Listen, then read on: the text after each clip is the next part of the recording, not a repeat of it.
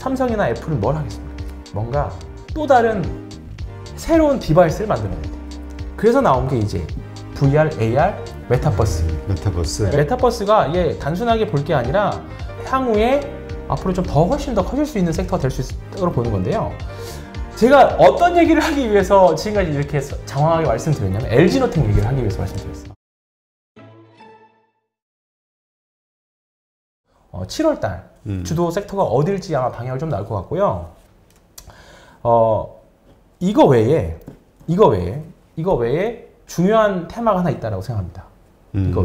이거 외에 중요한 테마가 있다고 생각하는데 메타버스입니다. 네. 근데 메타버스와 관련해서 사실 한참 나온 이야기잖아요. 네. 지금 한 몇 달 전서부터. 맞습니다. 노블록스 그 상장하면서. 근데 이제 좀 주목을 좀 받고 있고 확실히. 왜냐면 이 희한하게도 얘도 어제 빠지면서 메타버스 갑자기 뛰었죠.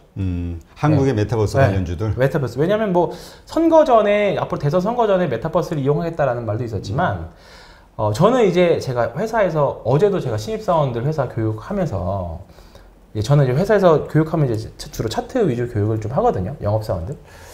근데 항상 하는 게 뭐냐면 무조건 차트만 보는 게 아니라 산업보고서를 굉장히 많이 강조를 합니다.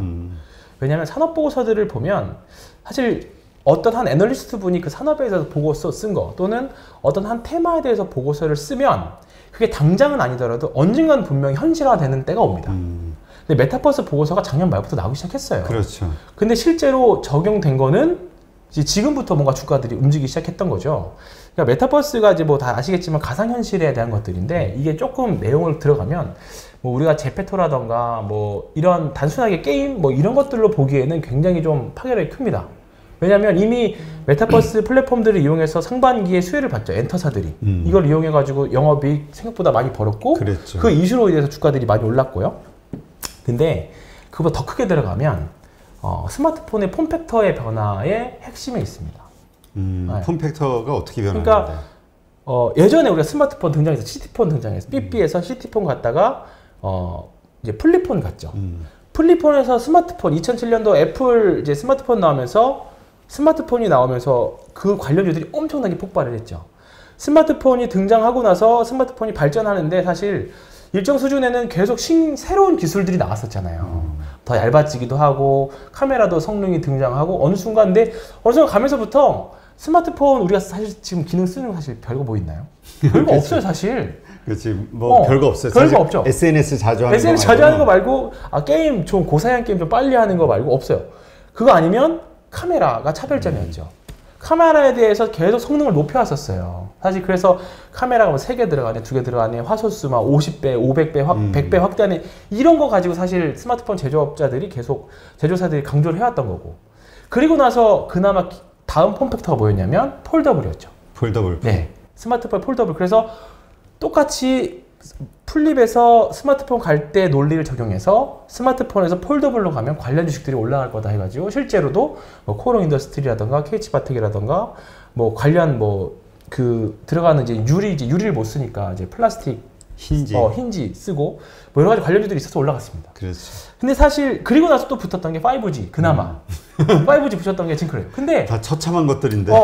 근데 지금 보면 뭐 그때 당시에 뭐 5G도 사실 뭐 지금은 처참하지만 뭐 KMW라던가 뭐 RFH에서 정말 화려한 상승들을 보여주긴 했었잖아요.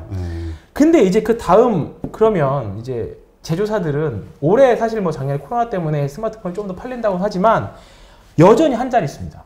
올해 예상이 14억대 정도, 6.6% 성장이에요. 한 자릿수 성장. 그러면 제조사들이 삼성전자, 애플이 뭔가 스마트폰 어차피 이제 경쟁 치열했고 중화권 업체들도 많이 나오고 점점 차별성이 줄어들고 있습니다.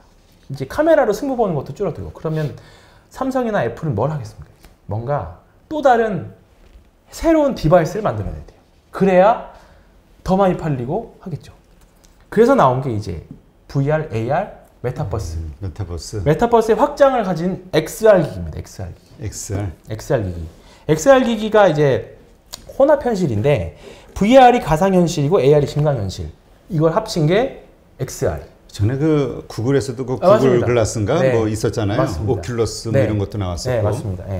그래서 그런 것들이 사실 처음에 엄청 무겁기도 무겁고 가격대도 있고 그랬는데 메타버스가 등장하면서 가속화되기 시작했죠. 뭐 그동안 사실 뭐 메타버스라는 개념은 사실 옛날 가상현실에 대한 개념이 옛날부터 있었잖아요. 그치, AR, VR은 뭐 있었죠. 왔죠. 뭐 우리가 사실 뭐 놀이공원 가서도 있었고 게임방 가서도 충분히 즐길 수 있었던 건데 단지 좀 조잡했죠. 조잡했죠. 근데 이제 최근에 기술력 엄청 많이 올라오고 최근에 뭐 SM 좋아하시는 분들은 최근에 그 어디죠? 그 그룹 중에 좀 오래된 그룹인데 최시연 있는 그룹이 어디죠? 최시연?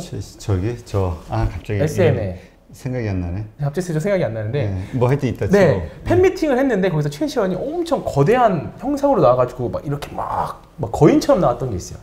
그게 이제 자이언트 스텝에서 만든, 오늘 상장되어 있던 자이언트 스텝에서 만든 그 가상현실 기술이거든요. 아, 그래요? 네, 맞습니다. 그것도 있고 흔히 우리가 이제 지금 요즘 10대, 20대가 열광한 제페토. 제페토도 알체라에서 만든 거고 거기 대주주가 스노우. 스노우는 네이버. 그게 되고 아까 말씀드렸던 자이언트 스텝도 네이버가 2대 주주가 됩니다. 뭐 그래도 여러 가지 관련 주식들이 많이 있는데 제가 이 말을 왜 드렸냐면 결국은 이제 제조사하고 이제 수급적인 부분이랑 같이 말씀드리고 싶은 거예요. 일단은 첫 번째는 제조사들은 어쩔 수 없이 새로운 스마트폰의 폼팩터를 바꿈으로 인해서 스마트폰을 더 많이 팔아 돈을 벌어야 되잖아요. 그렇죠. 그래서 가상현실이라는 걸 이용할 거고 실제로 내년에 애플에서는 XR 기기를 출시를 할 겁니다. 이렇게 되면 그 안에 들어가고 있는 부품이라던가 카메라라던가 분명히 수혜를 받겠죠. 관련 컨텐츠들도 마찬가지고.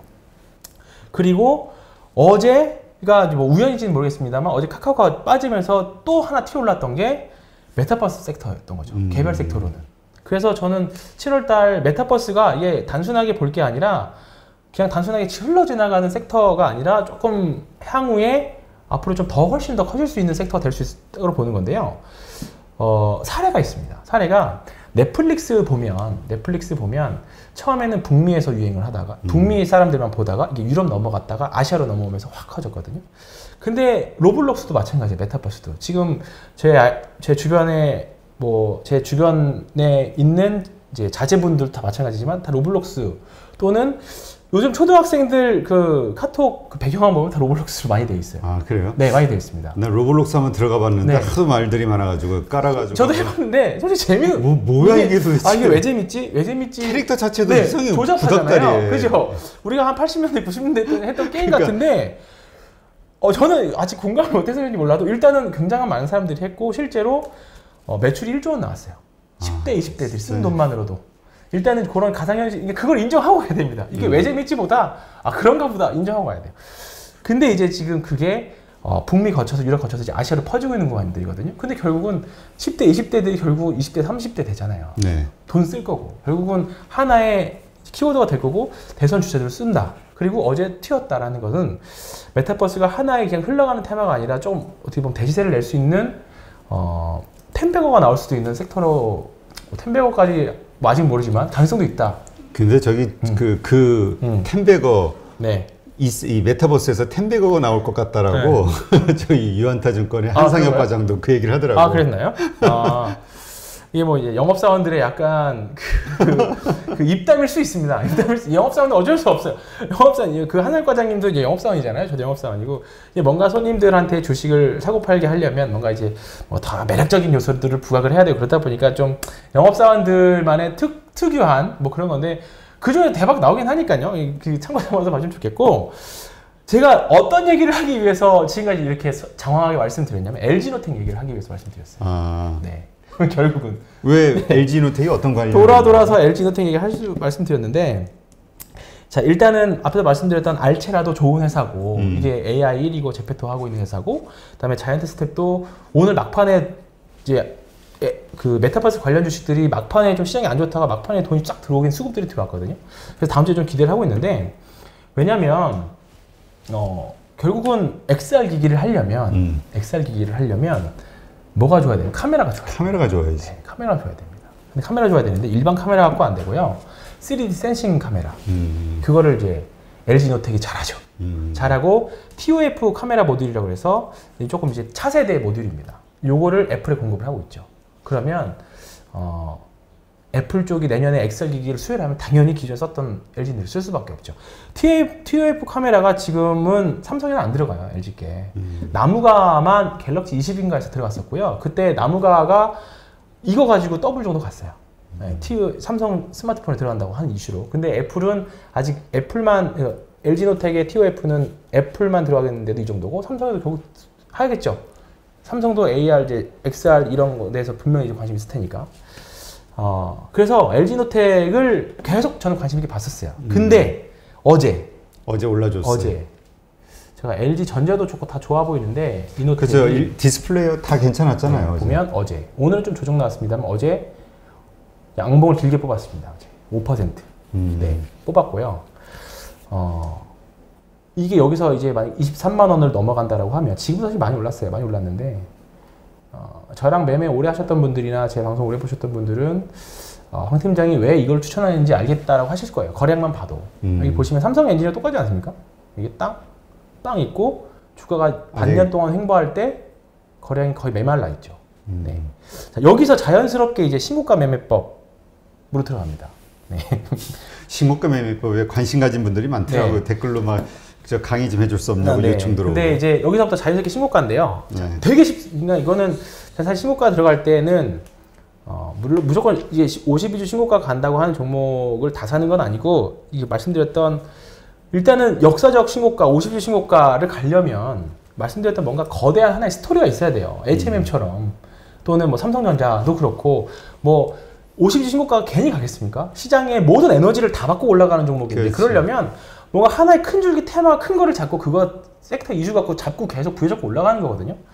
그래서 제가 오늘 이거 이제 오늘 준비하면서 작가님이랑 얘기를 했던 게 부제목을 52주 신고가 나도 한번 먹어보자예요. 아니 이제 썸네일 제목을 만들어가지고 52주 신고가 나도 한번 먹어보자. 왜냐면 사실 이 근처에서 보시면 사기 굉장히 힘들 거예요. 왜냐면 전고점 근처기도 하고 단기적으로도 많이 올랐잖아요. 20만 원 정도 횡보해서 했다고 하면 지금 10% 정도 올랐기 때문에 싸게 사야지라고 생각했던 분들이 떨어지기를 기대한다거나, 우리가 삼성 엔지니어링에서 경험해봤잖아요. 네, 했잖아요. 또 떨어보자 보기 했는데 더 올랐잖아요. 그러니까 센 놈은 에너지를 받는 종목들은 더 올라간다니까요. 근데 자, 여기서 조금 약간 제 개인적인 팁을 좀 드리자고 하면, 봐보세요. 일단 대량 거래가 터졌고, 이 대량 물량이 터졌고 물량이 나왔고 주가는 올랐어요. 그죠? 네. 근데 옆으로 주가가 횡보하면서 거래량이 나오지 않았어요. 쉽게 말해서 이 물량이 여기서 나오지 않았다는 거죠. 네, 왜냐면 주가가 횡보할 때 거래량이 거의 없잖아요. 네. 그러면 여기서 앞서 물량을 잡았던 어떤 주체는 팔지 않았다는 게 됩니다. 자, 근데 여기서 신고가를 다시 왔어요. 고점에. 근데 예를 들어서 여기 전고점이었던 1월달, 딱 정확히 1월 26일 날 정말 최고점은 23만 8천 원에 그 꼭지에서 대표님 샀다가 쳐보세요. 네. 사람은 본전 심리가 있기 때문에 그 근처 오면 팔고 싶어 하는 능력이 굉장히 강합니다. 커지죠. 굉장히 커지죠. 왜냐면 그동안에 후회를 했거든. 그렇죠. 아, 이거 괜히 샀네. 네, 고점에. 괜히 샀네. 별 생각 5만 가지 안 들고 다 들었는데, 그래서 올라오면 본전만, 그냥 예를 들어서 23만 8천원에 샀던 사람들은 3월달, 4월달, 5월달이 지나가면서 그 막 HMM부터 시작해서 막 삼성이 막 카카오 올라가 보면서 열이 엄청 얼마나 받았겠어요. 네, 올라오기만 하면 다 팔아야지 라는 생각을 했을 겁니다. 내가 다시는 이 종목 쳐다보지를 않으리라. 근데 근처 왔잖아요. 사실 지금 맞지. 왔는데 거래량이 안 나오네. 그러니까 이제 더 갈 것 같은데 그렇죠. 이 느낌인 그렇습니다. 거지 지금. 본전 심리가 발동이 됐었음에도 불구하고 거래량이 안 나오잖아요. 그러면 두 개 중에 하나예요. 더 갈 수 있다. 또는 여기 고점에서 샀던 사람들이 더 갈 것 같아서 안 판다. 1번. 두 번째, 여기서 이 물량을 많이 샀던 애들이 팔 생각이 없다. 두 가지입니다.